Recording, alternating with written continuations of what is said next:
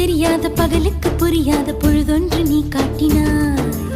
இதயத்தில் நீ இருப்பதனால் நான் தூங்கும் நேரத்தில் என்னுள்ளே தூங்காமல் நெஞ்சுக்குள் வாயாடினாய். கண்ணாடி நீ கடிகாரம் நான் உன்னுள்ளே ஓடோடி வாழ்வேன். காதல் எனும் கடுதாசி நீ என்றென்றும்